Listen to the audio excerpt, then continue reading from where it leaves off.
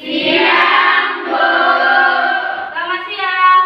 Siang, Bu. Bagaimana kabarnya? Luar biasa. Yes, yes, yes. Oke. Nah, ada yang mau memimpin doa kita sebelum mulai pelajaran? Oke.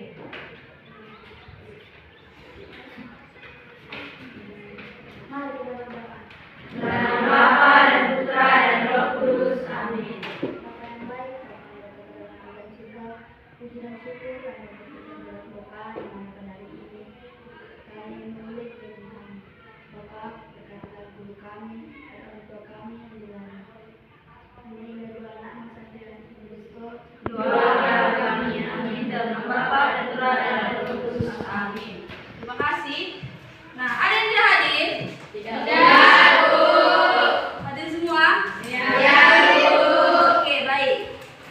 Nah, hari ini kita akan belajar mengenai berpikir komputasional, dekomposisi, pengenalan pola, atraksi, dan algoritma dalam rute perjalanan. Sering yang terlambat? Tahu. Benar. Benar. Maksudnya sering terlambat. Di mana rumahnya? Logarut, jauh itu? Jauh, Bu. Oke, hari ini kita akan mempelajari ini supaya kita bisa membuat rute perjalanan kita ke sekolah supaya kita nggak terlambat. Oke? Nah, jadi sebelumnya kalian sudah pernah mendengar berpikir komputasional? Pernah? Ada yang tahu apa berpikir komputasional?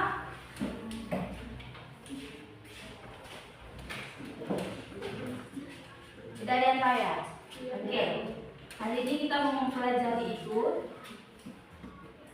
Sebelumnya kita harus tahu tujuan dari pembelajaran kita ini. Adapun tujuan dari pembelajaran ini, yang pertama kita harus menyadari bahwa perencanaan rute perjalanan harian melibatkan pemikiran komputasional dan bahwa kemampuan ini dapat meningkatkan efisiensi dan keamanan. Nah, yang kedua, kita diajak dapat menerapkan konsep dekomposisi, pengenalan pola, atraksi, dan algoritma untuk merancang rute paling optimal atau paling tercepat, teraman, dan termurah. Nah, lalu tujuan pembelajaran kita diajak agar kita mampu merancang dan mempresentasikan peta rute atau cara menuju ke sekolah dengan solusi berbasis berpikir komputasional serta merasakan kegembiraan dalam proses pemecahan masalah secara kolaboratif dan menemukan solusi yang kreatif. Oke, lalu kita diajak juga untuk mengembangkan keterampilan berpikir kritis, logis, kreatif, dan kolaboratif saat bekerja dalam tim. Nah, jadi hari ini Ibu mau menjelaskan dulu kepada kalian mengenai berpikir komputasional.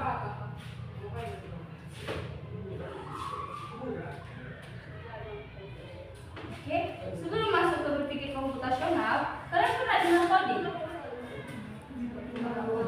Enggak?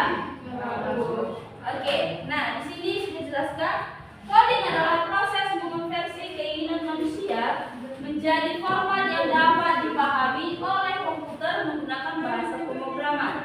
Nah, coding merujuk pada subaktivitas dalam pemrograman atau pemberian instruksi kepada komputer dalam berbagai bentuk yang menerapkan solusi yang dirumuskan melalui berpikir komputasional. Nah, pada akhirnya kembali ke berpikir komputasional. Jadi apa berpikir komputasional?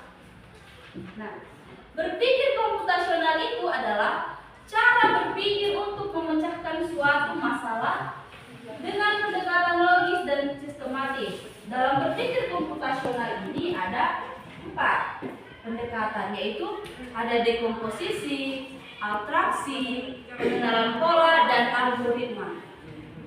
Kenapa kita harus mengasah kemampuan berpikir komputasional? Karena untuk keterampilan di masa depan. Di masa depan, salah satu kemampuan yang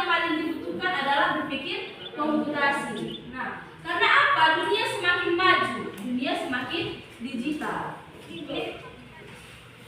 Nah, kecanggihan teknologi dan integrasinya dalam kehidupan kita sehari-hari semakin meningkat. Kita lihat saja barang-barang teknologi semakin lama semakin canggih. Nah, dulu handphone kita pun handphone yang seperti apa? Nokia yang dilempar itu kan. Nah, sekarang makin canggih. Sekarang sudah bisa video call, kalau dulu tidak. Jadi itulah kenapa kita harus mengasah berpikir komputasional. Nah, lalu tadi ada 4 pendekatan. Yang pertama apa? Apa? Dekomposisi. Nah, dekomposisi ini proses memecah masalah dari yang kompleks menjadi lebih kecil, menjadi bagian-bagian yang kecil. Nah, contohnya masalah bagaimana cara kamu ke sekolah. Oke, dibuatlah bangun pagi. Jam berapa? Habis bangun pagi ngapain? Bersihkan tempat tidur, membersihkan rumah, memasak contohnya. Jadi itu kita pilih lagi menjadi bagian-bagian lebih kecil. Oke, ada beberapa bagian itu dibuat menjadi lebih kecil lagi. Itu adalah dekomposisi. Lalu abstraksi. Abstraksi itu apa?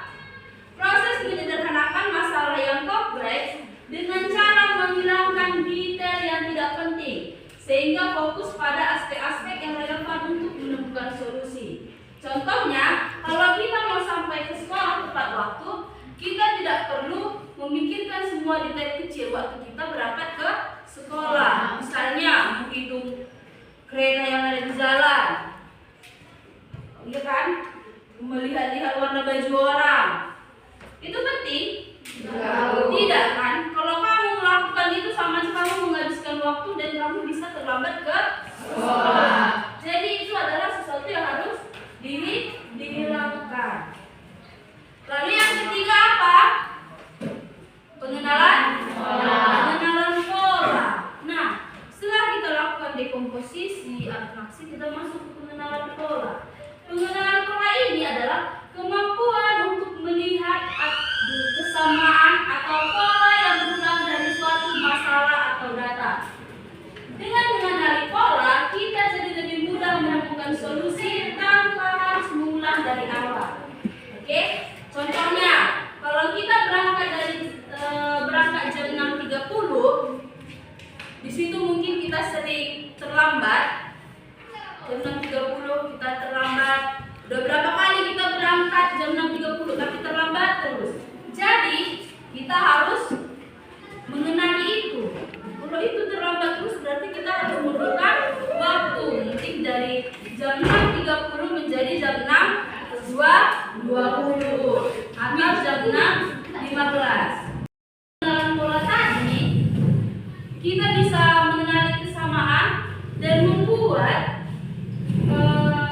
kesimpulan bahwa lebih baik berangkat lebih awal daripada terlambat. Jadi kita bisa melihat kesamaan jam berapa kita berangkat. Kalau di situ pun kita terus terlambat, kita mundurkan lagi waktunya, kita majukan lagi waktunya agar kita tidak terlambat.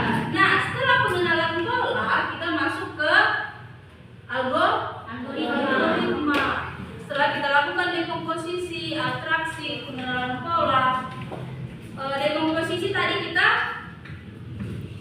membuat hal yang kompleks menjadi bagian kecil.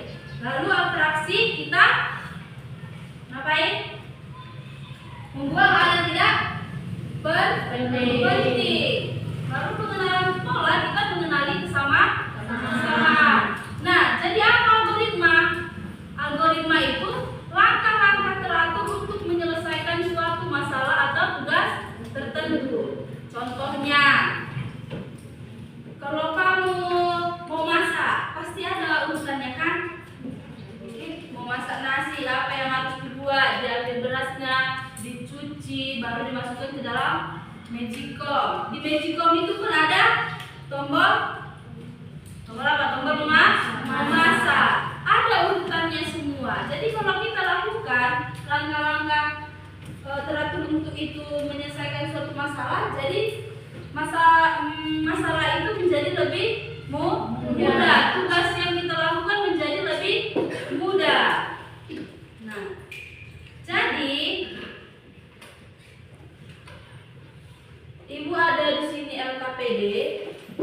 setelah kita membahas ini tugas, ada LKPD di sini yang harus kita kerjakan. Kalian kerjakan nanti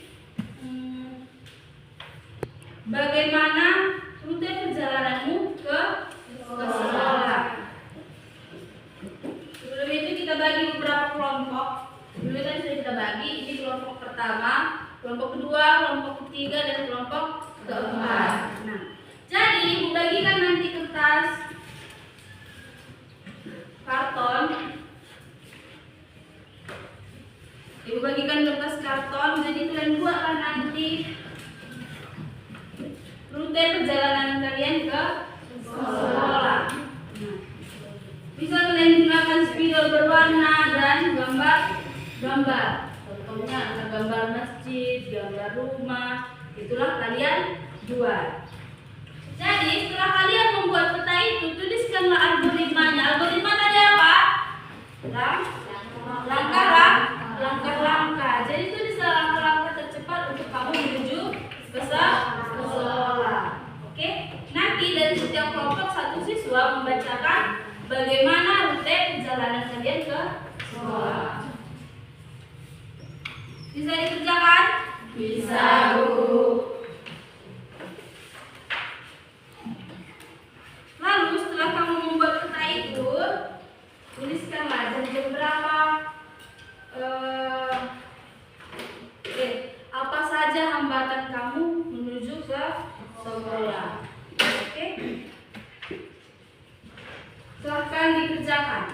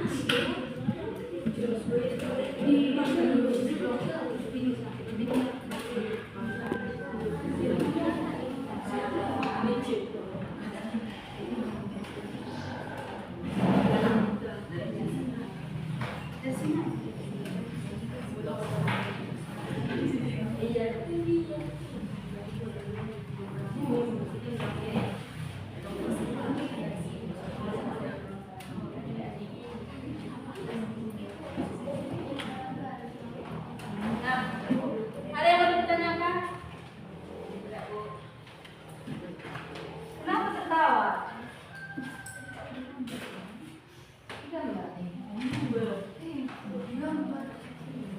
Gambar rumahnya ya.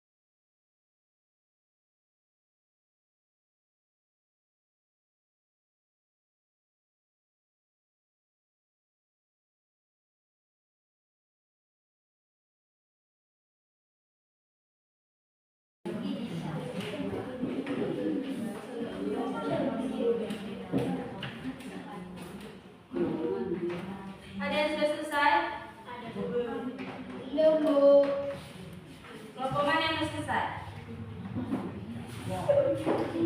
Nomor 1? Iya, Bu. Mau presentasi ke depan?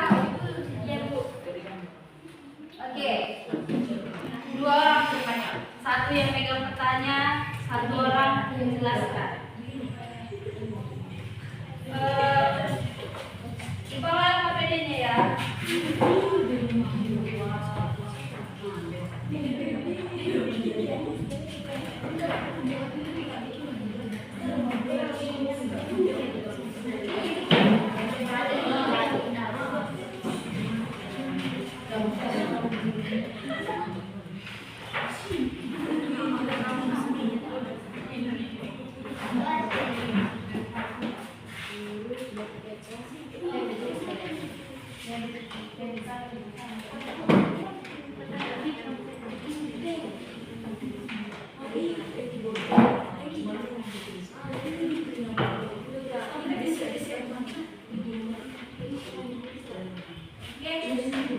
Oke, boleh dilihat sebentar ke depan.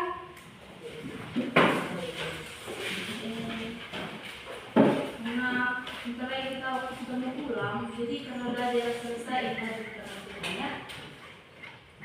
Ya. Inilah rute tercepat dan teraman untuk kita lalui agar cepat sampai sekolah. Dari rumah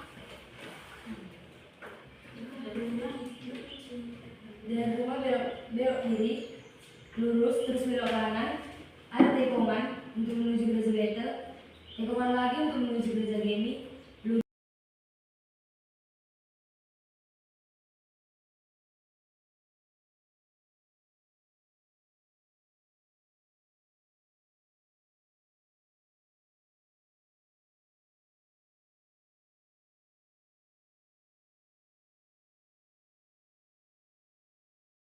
belok lagi untuk memasuki desa Pintu Angin, belok lagi terus belok kiri sampai tujuan sekolah sampai Budi Puri Pintu Angin.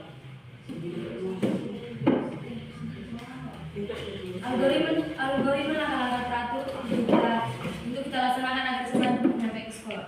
Bangun pukul 5:30, mandi dan makan seragam sekolah, sarapan sebentar atau menyiapkan bekal, mengecek buku dan perlengkapan, keluar rumah pukul 6:30, berjalan lurus sampai pertigaan, belok kiri menuju jalan utama, melewati masjid dan pasar, tiba di sekolah pukul 7:05.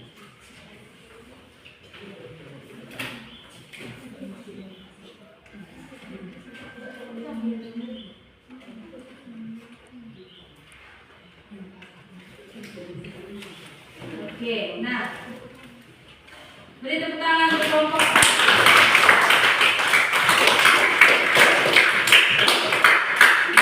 Ada yang mau memberikan pertanyaan kepada mereka? Oke. Apakah ada persimpangan penting? Ada persimpangan untuk menuju ke gereja Gemi. Oke. Ibu mau bertanya dulu sama kelompok ini ya. Tadi banyak belok sini, belok itu, banyak beloknya kan? Tapi gak dibilang nama-namanya. Apa aja belokan ini melewati dari sana ke kalian? Iya Bu. Iya Bu. Terus tadi ada masjid. Kenapa tidak dibuat di sini ada masjid? Di sini nggak ada masjid. Kita jangan lupa yang nulis. Pasarnya di mana?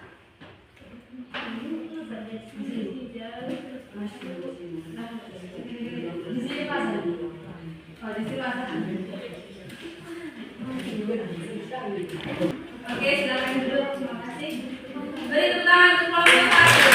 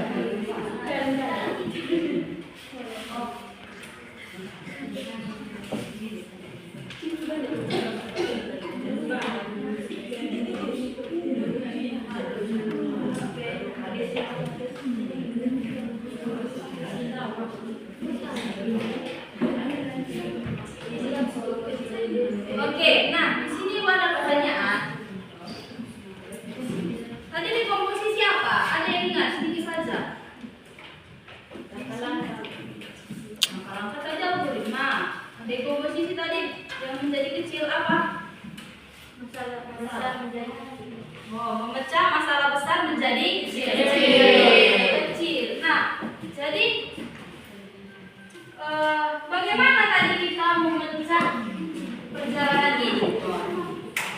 Bagaimana cara kita tadi memecah perjalanan ini? Tidur dengan cepat. Bangun tidur dengan cepat.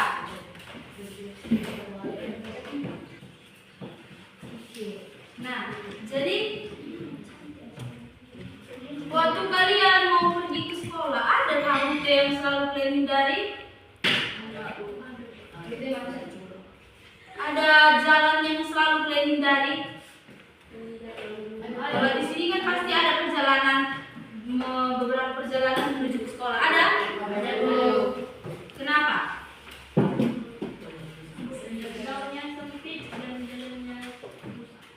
Gangnya sempit dan jalannya susah. Ada lagi? Seram kali. Bagi kami belum seram. Oke. Nah, kata si Devina seram kali. Jadi dia mengambil rute teraman. Oke. Nah, kalau yang di Bidan Tesalonika karena gangnya sempit dan rusak. Jadi itu dia mengambil jalan yang seperti apa? Yang lebih nyaman. Oke. Nah,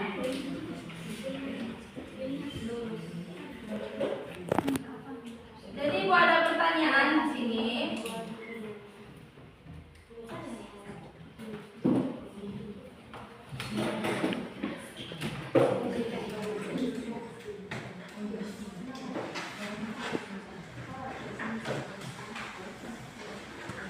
Apa hal yang membuat kamu menyadari pentingnya berpikir komputasional dalam kehidupan sehari-hari?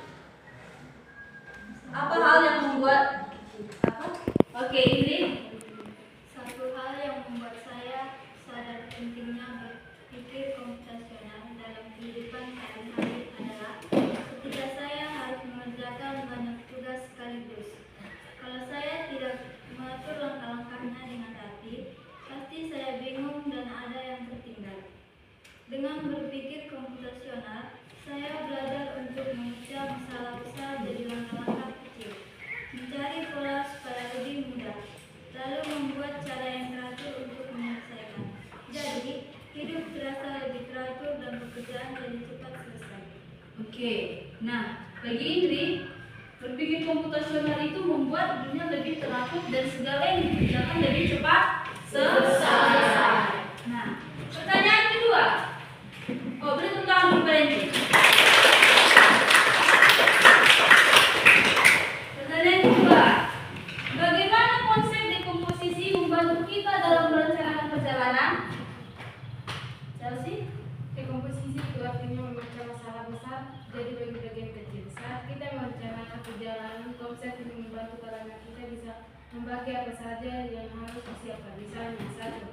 Menentukan tujuan perjalanan. 2. Menentukan transportasi yang dipakai. 3. Menyiapkan barang yang perlu dibawa. 4. Membantu jadwal perjalanan. Oke, tepuk tangan pada Chelsea.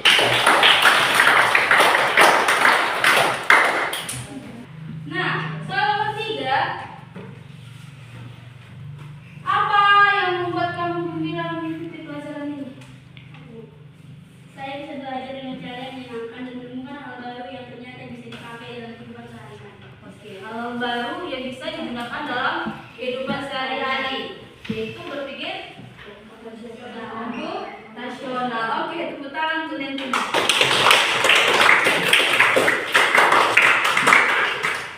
Oke, jadi anak-anak, dari pelajaran kita pada hari ini, kita bisa belajar bahwa penting bagi kita untuk menjadi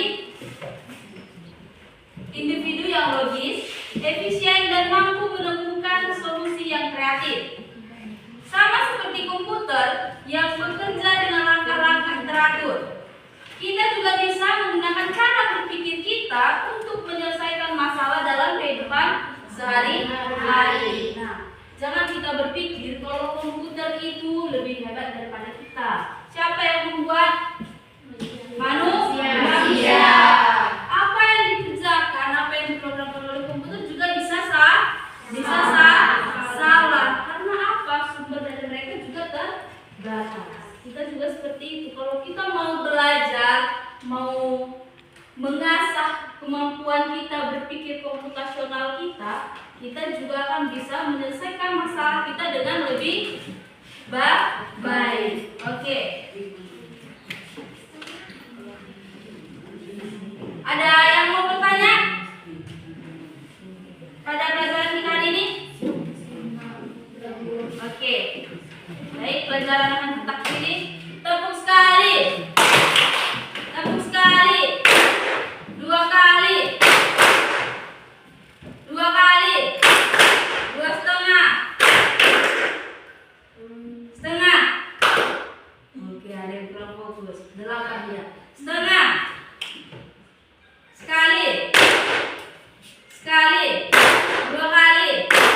Banyak kali.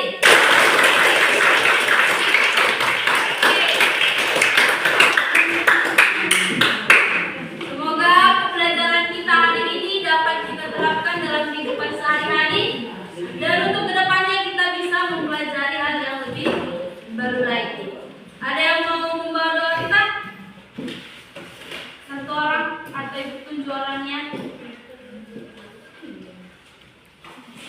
Oke, Lentina, silahkan.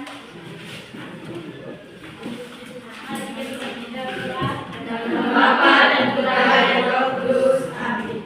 Terima kasih Bapak, terima kasih Bapak yang baik atas segala kebaikan-Mu. Kami akan berkumpul di sekolah kami dengan sehat. Tuhan Yesus, kami sudah selesai melakukan kegiatan belajar mengajar. Kiranya pelajaran kami ini dapat bermanfaat bagi kehidupan kami sehari-hari. Ampuni segala dosa kami, berkati kami di jalan Tuhan, agar kami sampai ke rumah masing-masing dengan selamat. Hanya di dalam-Mu, Santo Yohanes dan Bosco. Doakanlah kami. Amin. Dalam Bapa dan Putra dan